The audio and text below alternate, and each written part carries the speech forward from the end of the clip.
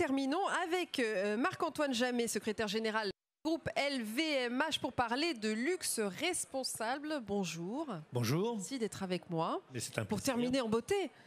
Je suis très heureux que nous concluions cette matinée par LVMH. Ça me semble un rang, une chose, une situation tout à fait normale. Je suis ravie également. Alors, on va commencer par expliquer que le luxe peut être et doit être responsable. Chez LVMH, c'est une question d'exemplarité. C'est une question qui peut être nouvelle et qui ne l'est pas chez nous, puisque ça fait une vingtaine d'années, 25 ans qu'une direction environnementale existe, 15 ans qu'une direction sociétale existe, avec une idée assez simple. On représente probablement 1% des émissions de gaz à effet de serre d'un groupe automobile moyen. Donc on pourrait se dire très facilement, on n'est pas concerné, c'est pas nous, les objets qu'on fait sont rares, sont précieux. Mais en fait, très souvent, on s'aperçoit qu'on emprunte à la nature un certain nombre de choses qu'on doit lui rendre. C'est la première chose. Deuxièmement, que quand on revendique une exemplarité ou un leadership économique, on est la première capitalisation européenne, il est un peu normal d'être à ce moment-là exemplaire. Et puis on s'est aperçu assez rapidement qu'au moindre problème, à la moindre difficulté sociétale ou environnementale que pouvait avoir un groupe de luxe conçu par les gens comme absolument impeccable, les répercussions étaient beaucoup plus importantes. Donc on n'est pas un groupe énergétique, on n'est pas un groupe de transport, on n'est pas un groupe d'assainissement. Le luxe a ses particularités, il est assez loin de tout ce qui peut être pollution, ennui, tracas. Néanmoins, il doit être à l'avant-garde de ce qu'il doit faire de ce point de vue-là. Et puis on est aussi ambassadeur de la France, ambassadeur d'un art de vivre, un art de vivre qui ne serait pas environnemental, un art de vivre qui ne serait pas sociétal, et un art de vivre qui ne serait pas social ne serait pas un art de vivre. On est porteur de valeurs, et d'ailleurs le groupe a ajouté à ces valeurs classiques la créativité, l'innovation, l'esprit d'entreprise, l'excellence, celle que Bernard Arnault met systématiquement en avant. Il n'y a pas très longtemps, qui est l'engagement.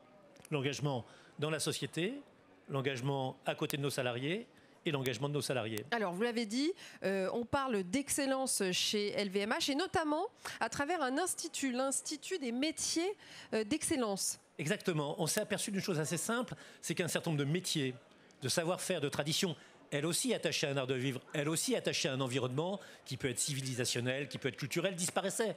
Il n'y a plus de tonneliers en France, il n'y a plus de sertisseurs de diamants en France, il n'y a plus de tailleurs en France. Et en même temps, on s'est dit qu'on pouvait avoir une action qui aurait 3 volets. D'abord, agir auprès des quartiers de grande précarité, où un certain nombre de jeunes sont à la recherche de métiers.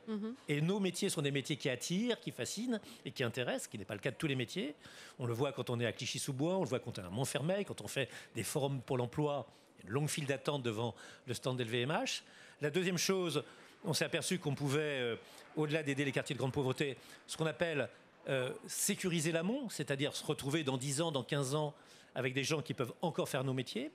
Et puis, on s'est aperçu que c'était un moyen de garder dans France des métiers qui disparaissent. Les tonneliers étaient tchèques, hongrois ou polonais. C'est un tout petit peu dommage qu'ils ne soient pas bourguignons ou bordelais. Par exemple, pour prendre un exemple, dans la vente, dans l'artisanat, dans un certain nombre de métiers, on voyait disparaître ceux qui savaient les faire. Et aujourd'hui, on voit au contraire de très belles histoires, qui sont des histoires de filiation professionnelle, pas des filiations réelles, mais de transmission. Moi, je me souviens de l'atelier Chaumet recevant un jeune de la banlieue parisienne qui allait passer 1 an ou 2 ans avec eux. Oui. Et ben, il y a des relations familiales qui s'opèrent. C'est les relations des compagnons du devoir, des compagnons du Tour de France. Il est à la fois intégré, d'où qu'il vienne, compris, associé, et c'est assez beau. Et donc, ces jeunes, donc 900 par an, c'est ça? Voilà, à peu près. Et donc, dont 97% vont au bout d'une formation dont je rappellerai qu'elle est gratuite, qu'elle est certifiante, tout à fait, et qu'elle donne souvent, après la formation offerte par LVMH, après le stage effectué chez LVMH, dans un grand nombre de cas quand même, un emploi chez LVMH. Donc elle est à la fois certifiante, gratuite et très utile, je crois, dans un cadre qui est beaucoup plus large que celui de notre entreprise. Alors un autre axe sur lequel LVMH est engagé, je crois, c'est sur l'égalité homme-femme. Sur l'égalité homme-femme, mais je voudrais dire un mot encore sur cette transmission des savoirs. Dans des maisons qui ont parfois 1 siècle, 2 siècles, 3 siècles, dans des maisons qui sont des maisons familiales, et le groupe LVMH est une maison familiale, cette dimension, c'est-à-dire cette dimension d'insertion et d'intégration, elle est fondamentale. Et ce qui est assez beau, c'est qu'on l'a un peu élargi il n'y a pas très longtemps, avec Madame Brigitte Macron, en établissant un programme que LVMH soutient, qui s'appelle le programme Live. Il y a des livers qui consistent à aller rechercher des gens, mais qui ne sont pas toujours les décrocheurs que l'on va rechercher, qui ne sont pas toujours des gens d'une jeunesse absolue, mais qui est de aller chercher à Roubaix, à Valence et à Clichy-sous-Bois, dans des instituts sur lesquels on donne une deuxième chance à un certain nombre de personnes qui ont connu une difficulté majeure, un arrêt dans leurs études, un mauvais coup familial, une difficulté en venant de l'immigration, une capacité à retrouver une formation, un comportement, un bonheur, un bien-être, une aisance dans la vie sociétale et la vie sociale et la vie professionnelle, qui est assez agréable. Donc cette dimension sociale qu'on ne voit pas immédiatement chez le VMH, elle est là également quand on aide le SAMU social, elle est là quand on aide la Banque alimentaire d'Île-de-France, elle est là quand on aide le Secours populaire. Il y a eu une formidable journée qui s'appelait « Prendre soin de soi », qui était dirigée vers des femmes et qui était pour toute une série de femmes qui probablement avaient connu d'énormes difficultés, et bien de retrouver une journée où elles étaient dans la dignité, dans le respect et dans l'amitié, je pense, mises au centre d'actions qui étaient faites pour elles. Donc vous avez raison, c'est la transition que vous disiez. L'égalité homme-femme est évidemment quelque chose de très important chez nous. Donc, vous faites attention à la parité dans tous les métiers, dans toutes les maisons? Je pense qu'il y a deux choses que l'on peut dire. Un grand nombre de nos clients sont des clientes. On peut le dire, on peut le rappeler. Et puis, un grand nombre de nos salariés sont des salariés EES. Il était donc normal, et je crois qu'il y a une femme qui incarne ce mouvement chez nous, chez LVMH, qui est Chantal Gamperlé, qui est la directrice worldwide des ressources humaines, qui est d'origine suisse, et qui avait une vision, je crois, très méthodique, très pratique, très globale de ce que va être la réalité d'une égalité homme-femme. L'égalité homme-femme, c'est de faire en sorte, et je crois qu'elle y tient, qu'à chaque fois qu'un poste de direction ou un poste de responsabilité se propose, on ait systématiquement une candidature féminine. Aujourd'hui, sur nos 75 maisons, je ne dirais pas quel était le chiffre de départ, on voit qu'un tiers d'entre elles, ou à peu près, sont dirigées par des femmes. Les dernières nominations, hier encore à Fresh, Madame Collinet a été nommée CEO de Fresh. On voit donc que c'est quelque chose qui est important. Et le comité de direction, alors? Le comité de direction, il progresse. Est-ce qu'il est paritaire pour le moment? Il est totalement paritaire. Pas encore, mais bientôt. Paritaire. Il doit l'être, il va l'être. Et je crois qu'on fait vraiment de ce point de vue-là des efforts considérables, vraiment très importants. Je pense d'ailleurs que le groupe, dans tout ce qui est l'inclusion, dans tout ce qui est phénomène d'égalité, a réussi depuis... On est un groupe assez récent, nous venons des années 80 d'une certaine façon, si nos maisons sont plus anciennes. On a réussi à avoir, je trouve, une attitude qui est à la fois plus moderne, plus directe, plus pratique et plus respectueuse que beaucoup qui avaient une existence beaucoup plus longue. Est-ce qu'il est difficile d'avoir une homogénéité quand on a combien de maisons en tout? 75 maisons. 75 maisons. Dans la stratégie RSE, pour qu'elle soit vraiment effective, efficace, est-ce que c'est compliqué d'arriver à avoir une homogénéité, sachant qu'elle est différente et spécifique pour chacune des maisons, hein? Chez NC, on est dans la viticulture raisonnée, responsable, et chez Dior, on est encore dans d'autres problématiques. Donc, comment on arrive à faire des passerelles entre les différentes maisons? Je crois qu'on arrive de trois manières. C'est vrai qu'il y a une autonomie, la clé du succès d'LVMH, une des clés du succès, c'est de faire en sorte que des directeurs artistiques, des maîtres de chais, des nés, aient une autonomie parfaite de telle manière que l'entreprise A ne ressemble pas à l'entreprise B et que le fait que l'on soit un groupe, peut-être que d'autres ont eu d'ailleurs d'autres tactiques, d'autres stratégies qui leur apportaient peut-être moins chance, il faut qu'un client qui rentre chez Givenchy ne rentre pas chez Dior. Il faut que Guerlain ne soit pas Kenzo, il faut que en parfum, etc., etc. Mais en revanche, si l'autonomie artistique, l'autonomie de création doit être parfaite... Ça n'empêche pas une responsabilité, parce qu'il y a un vrai débat là-dessus. Synergie, en termes de responsabilité, on trouve deux choses. Et je crois qu'il y a trois choses qui nous ont formidablement aidés. D'abord, c'est la création de direction au niveau du holding, la direction environnementale qu'Hélène Valade occupe actuellement avec force et pour lequel elle multiplie les partenariats avec l'ADEME, avec l'UNESCO, avec un grand nombre de gens. Une direction qui lance des orientations, ça c'est la première chose. La deuxième chose, un réseau. Ce qui est formidable, c'est que dans n'importe quelle maison, même les plus petites, même les plus éloignées, on a des maisons italiennes, on a des maisons écossaises, on a même des maisons chinoises.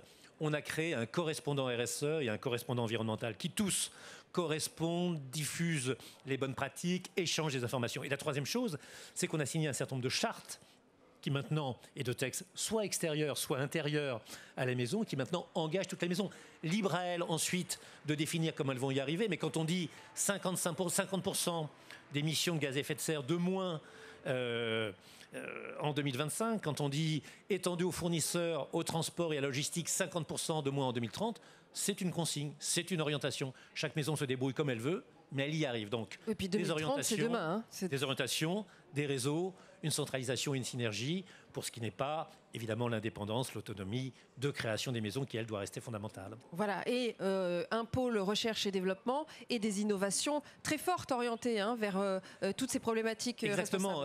Alors, ce que fait LVMH, c'est ce qu'il a fait, puisqu'il l'a rendu public il n'y a pas très longtemps, c'est que demain, Demain, la recherche-développement, qui était simplement l'amélioration, l'efficacité, la transformation, l'apparition de nouveaux produits, va être une recherche-développement qui va permettre à LVMH, en réfléchissant systématiquement, en mettant l'environnement, le recyclage, l'économie circulaire en avant, de partager entre chacun de ces secteurs, il y a un grand nombre de secteurs chez LVMH, montre et joaillerie, parfums et cosmétiques, vins et spiritueux, mode et maroquinerie, aujourd'hui de l'hospitalité. Ce centre de recherche va mettre des techniques futures, des techniques de chimie, des techniques d'économie verte, des techniques de recyclage à la disposition aussi bien d'un secteur que de l'autre. La même chose qui vous poussera à faire en sorte de diminuer le poids du verre et l'utilisation de l'eau en vin et spiritueux, et ce qui vous permettra de recycler des tissus, de recycler du cuir, de recycler des éléments et des matières, comme l'ont déjà fait d'ailleurs Anderson pour Loewe ou Virgil Abloh dans sa dernière collection de Vuitton Homme, et bien de recycler les choses. La notion d'économie circulaire et de recyclage, elle apparaît. D'ailleurs, c'est la notion de durabilité. Il y a une phrase d'Antoine Arnaud que j'aime bien, qui est une question que je peux vous poser. Est-ce que vous avez déjà jeté un sac Vuitton? C'est assez rare. La durabilité, elle est vraiment au cœur de notre industrie, de notre travail, de ce que nous offrons. Puis vous avez intégré récemment une maison très engagée, c'était la McCartney. C'est la McCartney. Qui montre aussi la voie. McCartney, c'est le Jiminy Cricket de l'environnement. Donc, Antoine me dit qu'elle est en permanence sur son WhatsApp à dire on devrait faire ça, on pourrait faire ça, le coton autrement c'est cela, le textile autrement c'est cela. Et ça, c'est une force de proposition. Mais quand je parlais d'un réseau et d'échange de bonnes pratiques, c'était la McCartney est un aiguillon, et ensuite un aiguillon qui est partagé avec l'ensemble du groupe. Et c'est ça qui est important. Voilà, chez Moët Hennessy, ça va être par exemple Ruinart avec son étui seconde peau, qui a remplacé le coffret qui était extrêmement polluant. Exactement, mais alors si vous parlez de Ruinart, c'est aussi l'arrivée de l'éco-pâturage, c'est ce qu'on appelle également l'agroforesterie aussi. La biodynamie, qui consiste à faire des recettes qui étaient anciennes, qui sont les recettes de nos arrière-grands-parents, faire de la jachère, laisser un sol respirer, multiplier les cultures. Chez Ruinart ou chez d'autres, c'est l'apparition dans les vignobles. Vous êtes déjà promené en Champagne. C'est parfois un peu monotone. Parfois le ciel est un peu celui qu'on a aujourd'hui sur la REF. Sauf que là, il y a maintenant dans les vignes Ruinart de l'herbe, des arbres. Exactement, reboiser, mettre de l'herbe, faire de l'éco-pâturage, renoncer systématiquement, et ça fait très longtemps. Régénérer la nature. Régénérer, éviter évidemment tout engrais chimique, éviter depuis des éternités, éviter tout produit phytosanitaire. Et quand on dit Ruinart, on pourrait dire aussi Château d'Yquem, qui vient d'être certifié à 100% bio, quitte d'ailleurs avoir des récoltes un peu moins abondantes, avoir un travail un peu moins facile. Chacun sait que quand on traite la vigne par le cuivre, c'est un produit naturel, mais il faut le faire plusieurs fois, pratiquement de manière artisanale et manuelle, alors qu'autrefois d'autres qui utilisent des produits qui sont interdits et justement interdits le faisaient en 5 minutes avec un tracteur. Donc c'est un effort, mais c'est ce que nous devons à nos clients. Nous leur devons l'excellence. L'excellence des produits quand ils les voient, mais l'excellence des produits quand ils y réfléchissent, et une excellence qu'ils partagent. Et c'est pour ça d'ailleurs qu'on a, depuis quelques temps, depuis 1 an, depuis 2 ans, développé un programme avec l'UNESCO qui consiste à aller bien au-delà de la régénération des terrains agricoles qui sont les nôtres, mais de faire en sorte que par exemple 5 millions d'hectares à l'échéance 2030 puissent être sur la planète, que ce soit des hectares urbains ou des hectares agricoles, régénérés, transformés et rendus à la fois propres et capable d'assurer une planète qui dure un tout petit peu plus longtemps que les 6 premiers mois de l'année, quand on est arrivé au terme de ce qu'on lui a pris et de ce qu'on lui a pas encore rendu. Et je crois que vous travaillez avec le gouvernement aussi sur ces questions, pour essayer de faire progresser plus globalement un peu l'ensemble du pays et de montrer aussi la voie peut-être. Il y a une très longue tradition. LVMH pendant très longtemps était secret, mystérieux, ne souhaitait pas en parler.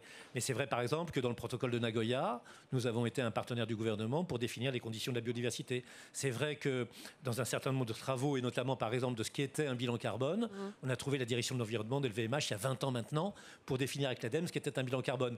Et aujourd'hui encore, ce que nous cherchons, c'est à nous associer, alors davantage peut-être qu'avec des ONG avec lesquelles nous travaillons bien évidemment, mais d'être sur le Global Compact avec l'ONU, d'être véritablement au contact des initiatives gouvernementales, essayer d'être en avance, d'être en avant-garde. C'est ce que nous faisons. On ne cherche pas à être exemplaire, on cherche simplement à faire bien. Et faire bien, je crois que c'est quand même l'essentiel ou le mieux pour un groupe de luxe. Merci beaucoup Marc-Antoine Jamay, secrétaire général de LVMH. Merci à tous.